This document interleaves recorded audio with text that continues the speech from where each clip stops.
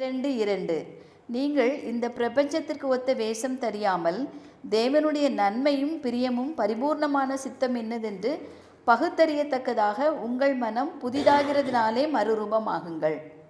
அப்போ இந்த உலகத்துக்குரிய பிரபஞ்சத்துக்குரிய வேஷம் தரிக்காதபடிக்கு நாம் என்ன செய்யணும்? தேவனுடைய நன்மையும் பிரியமும் பரிபூர்ணமான சித்தம் என்னதென்று பகுத்தறியத்தக்கதாக நம்முடைய மனம் புதிதாகிறதுனாலே மறுரூபமாகும்.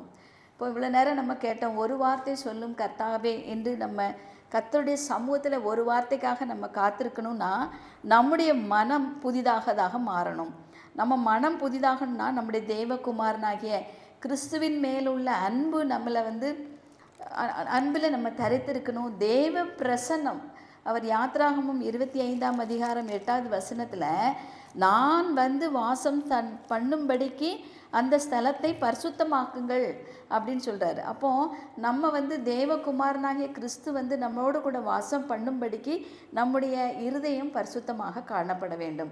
அவர் தேவகுமாரனாக குறித்து சொல்லும்போது மத்தேயு 27:51-54 வரைக்கும் சொல்லும்போது அவர் தன் ஆவியை ஒப்பு கொடுத்த நேரத்தில் அந்த திரைச்சீலை 2ஆக கிழிந்தது என்று பார்க்குறோம். மேலிருந்து கீழாக 2ஆக கிழிந்தது. அப்புறம் கல்லறைகள் எல்லாம் மத்தேயு 27:51-57. அப்பொழுது தேவாலயத்தின் திரைச்சீலை மேல் தொடங்கி கீழ் வரைக்கும் 2ஆக கிழிந்தது. பூமியும் அதிர்ந்தது, கன்மலைகளும் பிளந்தது, கல்லறைகளும் திறந்தது, நித்திரையடைந்திருந்த அநேக பரிசுத்தவான்களுடைய சரீரங்களும் எழுந்திருந்தது. அவர் உயிர்த்தெழுந்த பின்பு இவர்கள் கல்லறைகளை விட்டு புறப்பட்டு பரிசுத்த நகரத்தில் பிரவேசித்து அநேகருக்கு காணப்பட்டார்கள். 100க்கு அதிபதியும் அவனோட கூட இயேசுவை காவல் காத்திருந்தவர்களும் கூட பூமி அதிர்ச்சியையும் இந்த சம்பவித்த காரியங்களையும் கண்டு மிகவும் பயந்து மெய்யாகவே இவர் தேவனுடைய குமாரன் என்றார்கள். ஆமாம், இப்படிப்பட்ட தேவகுமாரனை தான் நாம் விசுவாசித்திருக்கிறோம்.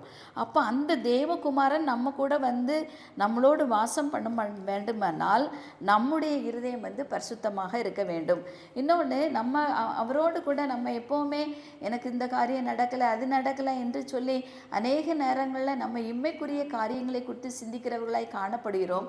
அது இப்போவும் அதே வசனம் அவங்க சொல்லும்போது, ஐயா சொல்லும்போது அதுதான் சொல்கிறாங்க, இம்மைக்குரியதை பற்றி இல்லை, முதலாவது தேவனுடைய ராஜ்யத்தின் நீதியும் தேடுங்கள், அப்பொழுது எல்லாம் உங்களுக்கு கொடுக்கப்படும் சொன்ன வார்த்தையின்படி முதலாவது நம்ம என்ன செய்யணும்? நம்மளை தாழ்த்தணும்.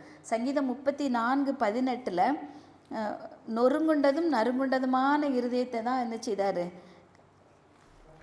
சங்கீதம் 34:18.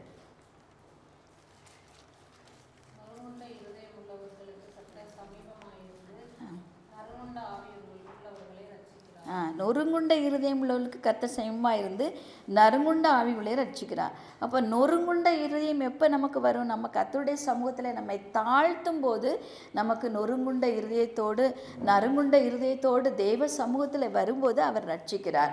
அப்போது நமக்கு செய்வார், கர்த்தர் செய்யட்டும், அவருடைய சித்தத்துக்கு நம்ம ஒப்பு கொடுப்போம் அப்படின்னு இல்லை. கர்த்தருடைய சமூகத்தில் நம்ம தாழ்த்தணும் முதலாவதாக. இரண்டாவதாக தேவ வார்த்தைக்கு நம்ம என்ன செய்யணும்? வார்த்தையினால் நம்முடைய இருதயம் நிரப்பப்படணும். யோவான் 1:14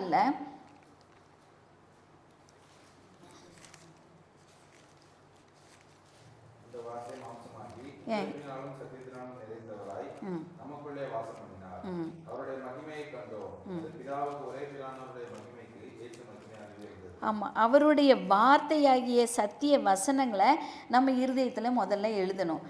அந்த நம்முடைய இருதயமானது சத்தியத்தினால் நிரப்பப்பட வேண்டும். இப்போ முதலாவது நம்மை தாழ்த்தணும். அவருடைய சத்திய வசனத்தினால் நம்முடைய இருதயத்தை நிரப்பணும்.